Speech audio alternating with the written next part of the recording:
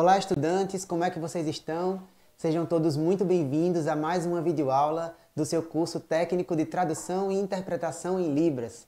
Eu sou o professor Túlio Marques, esse é o meu sinal na comunidade surda e é um prazer estar aqui com vocês para mais uma videoaula da unidade dos estudos da surdo-cegueira, a disciplina que você está cursando nesse momento. Agora nós estamos na unidade 3 e essa é a sua videoaula. Essa unidade 3 tem um tema muito interessante. Fala sobre personagens envolvidos na educação e formação da pessoa surdo-cega. Hoje, como vocês já puderam perceber, nós estamos com convidados aqui no nosso estúdio, direto aqui da ETEPAC. Nós vamos conversar um pouquinho com Olindina Coelho, que é surdo-cega, e também vamos contar aqui com a ajuda do seu filho, Carlos Amorim, que é intérprete aqui nessa ocasião da sua mãe, Olindina. Carlos, Olindina, sejam muito bem-vindos aqui à videoaula. Obrigado. Que bom, é um prazer ter vocês aqui e é muito bom, estudante, que você esteja tendo contato com essa videoaula, que você esteja assistindo para que você possa conhecer um pouco melhor sobre o universo da surdo-cegueira. Então eu vou começar pedindo para que a Olindina possa se apresentar e eu peço que vocês prestem atenção, tá bem?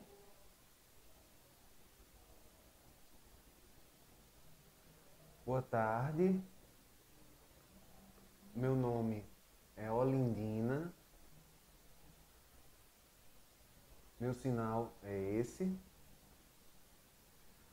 Nasci aqui em Recife, surda. Nasci surda, vendo normalmente. E cresci num grupo de surdos, né, junto com uma escola de surdas. Depois me mudei para a escola de ouvintes.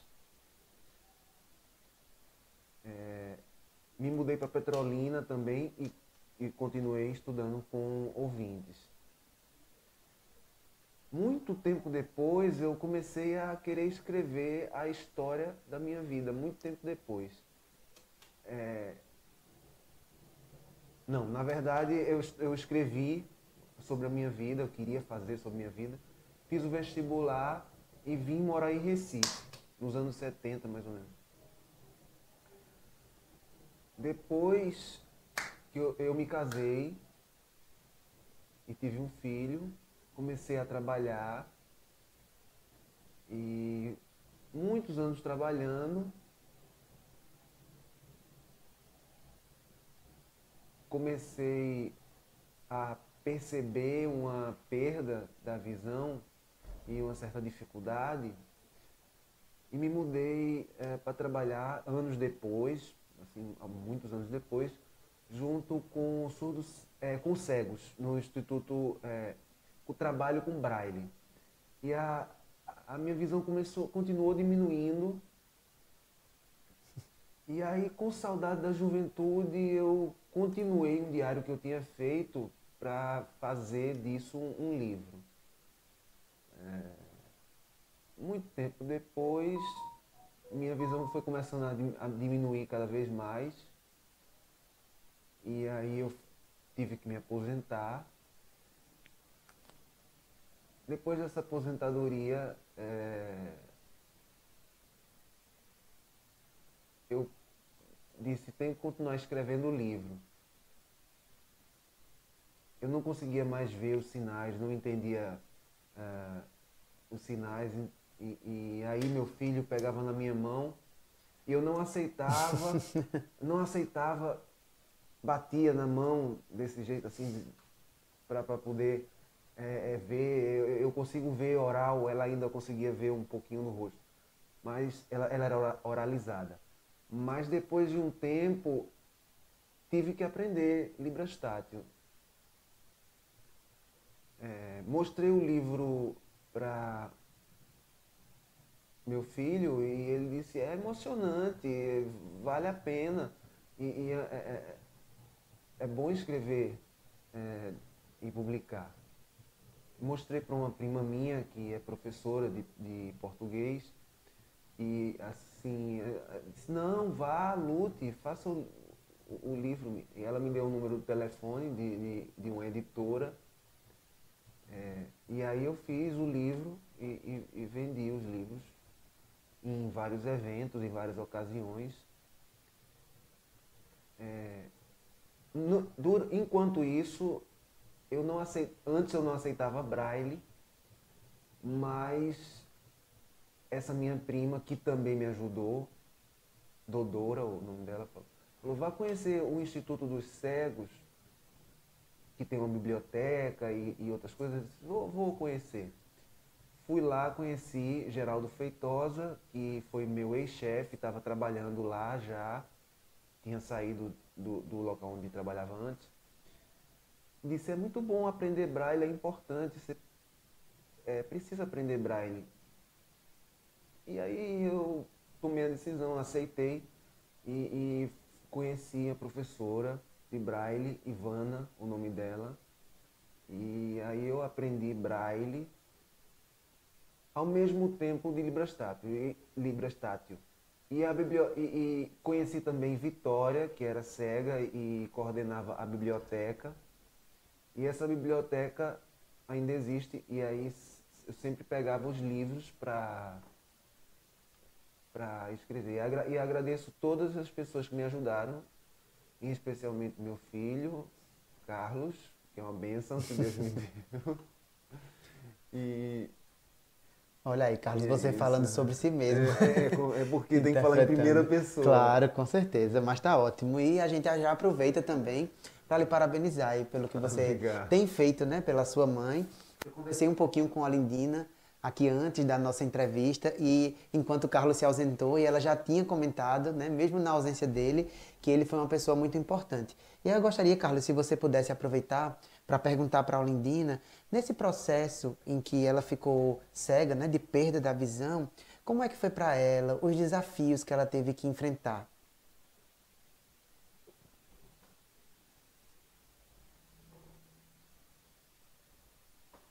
Explica, resumo, começo.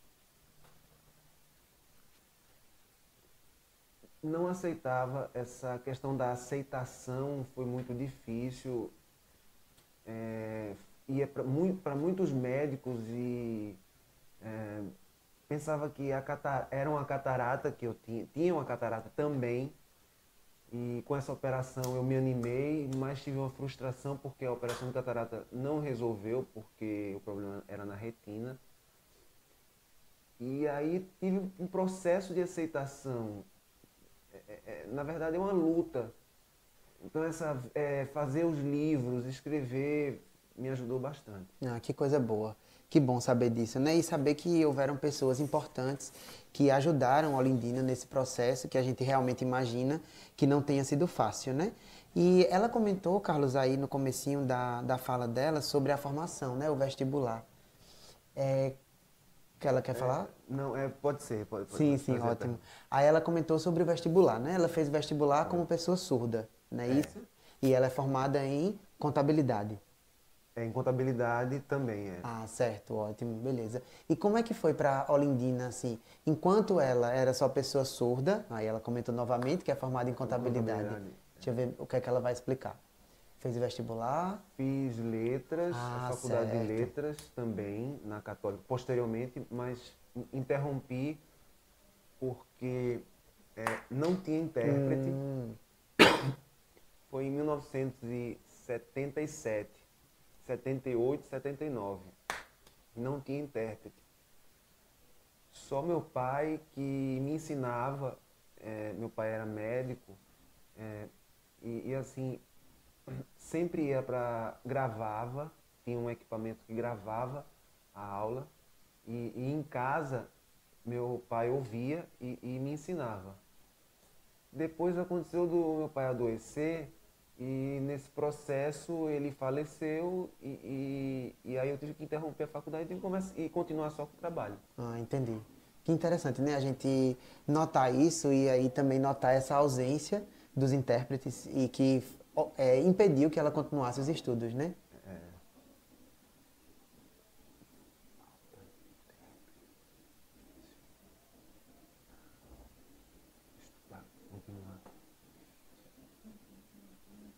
Antigamente era difícil, não tinha intérprete. É verdade. Você, inclusive, quiser comentar com ela, a gente hoje tem essa facilidade. né, em certos aspectos, de que um estudante surdo ele vai para a escola e ele até tem o acesso à interpretação, o que já é uma melhoria muito grande nos estudos, né? A gente sabe que ainda tem muito para ser feito, mas que já é uma melhoria que a gente já tenha intérprete, né? É verdade. Ótimo, excelente. Eu queria só perguntar para ela, Carlos, ela hoje, se vendo como pessoa surdo-cega, ela se vê como uma influência positiva para outras pessoas que também são surdo-cegas? Pode formular aí a pergunta.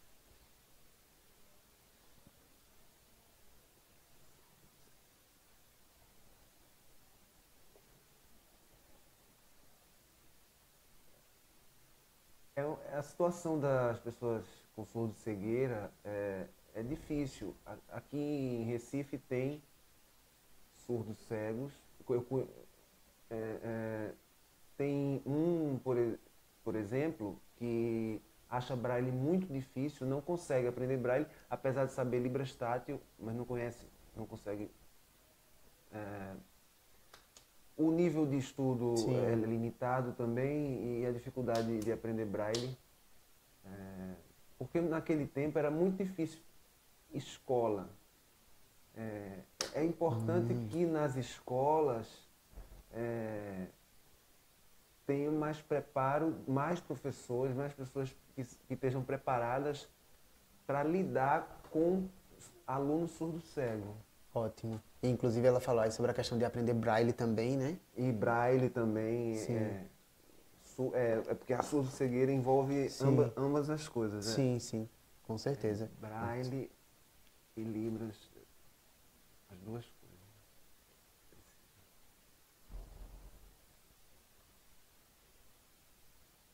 É uma questão e assim, a iniciativa privada pode ajudar bastante, mas no caso tem que ter um serviço público também de inclusão de um modo geral, né? Sim, sim, sim. E como pouco, tem poucas pessoas surdo-cegas, e isso faz com que seja difícil você ter como nos surdos. Tem uma em João Pessoa que ela conhece, né? Uma pessoa em João Pessoa. Minha irmã é surdo-cega também, mas é idosa. E então ela perdeu a visão bem mais tarde, depois dos 80. E aí já não consegue aprender libras tátil. Entendi. Interessante. Então ela também tem mais uma irmã, no caso sua tia, que é surda, era Então, surda e ficou surdo-cega. é, Entendi. ficou surdo-cega, mas por conta de ser mais tarde. Vou só interpretar. Daqui a pouco. Porque é Ok, difícil, não, né? tranquilo, fique à vontade. Eu vou explicar depois você pergunta. No caso da pessoa que tem uma surdo-cegueira e tem uma idade mais avançada, o processo de aprendizagem de braille, de libras tátil, de qualquer coisa, fica mais difícil, né? E ela perdeu depois dos 80, 80 e pouco, 84, 85. Entendi. Então, realmente, inclusive ela tem mais alucinação como se o cérebro compensasse isso. Sim, de alguma forma, né? Entendi. Ô Carlos, você sabe dizer se a surdo-cegueira... Você sabe dizer se a surdo-cegueira foi genética, no caso dela e da irmã dela? Foi genético. Assim, o meu avô e minha avó eram primos de consanguinidade assim, muito próximos. Certo. Isso, assim, a maioria dos médicos e tal explica que isso pode ter causado Entendi. essa complicação. A Porque as duas deficiência, irmãs, né? ela tem mais outra, só uma que é ouvinte e enxerga bem. Entendi. Tá certo, tá joia. Obrigada. Eu queria que ela mostrasse pra gente o livro dela, por favor.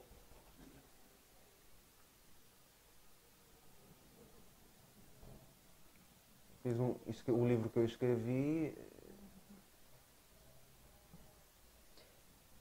Aqui, pessoal, vou ler o título para vocês, tá? O título do livro é No Meu Silêncio, Ouvi e Vivi, de autoria de Olindina Coelho Possídio. Tá? Então, se você quiser aí pesquisar, a gente já venderam todas as unidades. Atualmente é uma obra esgotada, não é isso? Tá esgotada. Certo. Ela até comentou que vendeu todas as obras, né?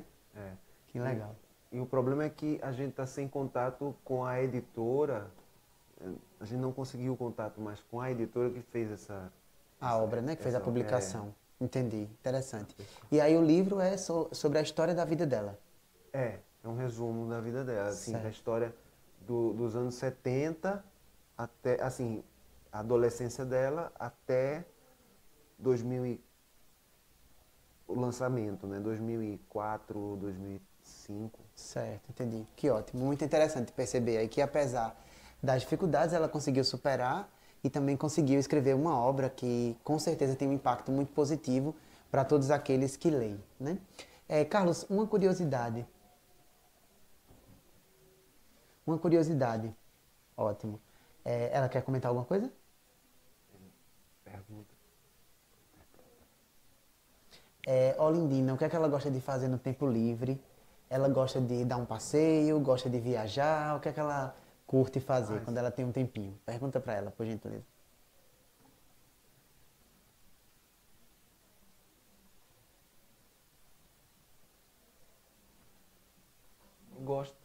Tem muitas coisas que eu gosto de fazer em casa. Em casa eu tenho assim muita responsabilidade dentro de casa. Problemas que, por exemplo, pagar salário de empregada e de cuidadora. E a minha irmã tem problema assim de não lembrar das coisas, taxas, condomínio, conta de luz, feira. Então eu vou à feira junto, acompanhada, mas assim, eu vou à feira e gosto de fazer as atividades do dia a dia. Ah, que bom. Se mantém bem ocupada, né? Excelente. Também distração. Porque eu tenho os lazer também. Sim, sim. Gosto de ir no shopping junto com o meu filho também. Tem uma missa com intérprete uma vez por mês. Ah, certo. E eu gosto de ir também. Viajar, eu gosto. Ultimamente está difícil, mas Também gosta, né? também gosto. Ah, que bom. Então, Carlos, a gente percebe que a Olindina ela tem uma vida ativa, né? Ela tem autonomia, relativa autonomia, né? Diante das circunstâncias. E é muito bom ver, assim, perceber como que a família deu esse suporte, né? Para que ela pudesse ter essa autonomia e que ela conseguisse viver como pessoa e tivesse as suas oportunidades também, né? Muito legal de perceber tudo isso. Meu querido, eu gostaria que você agradecesse a ela, tá? Pela presença dela aqui nessa entrevista, por ela ter vindo fazer essa fala aqui para os estudantes.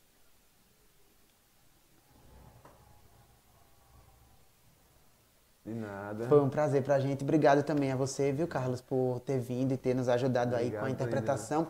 Você ainda vai ouvir, estudante, um pouquinho mais sobre Carlos, que a gente vai conversar aí numa outra ferramenta da disciplina. Então, estou agradecendo a você também por assistir a essa videoaula e conhecer um pouco melhor sobre a história de Olindina, tá certo? Não esqueça de acessar as outras ferramentas da sua disciplina, como eu sempre digo, foram preparadas com muito amor e carinho para você, para estimular o seu aprendizado, tá bom? Muito obrigado por assistir a essa videoaula e até a próxima.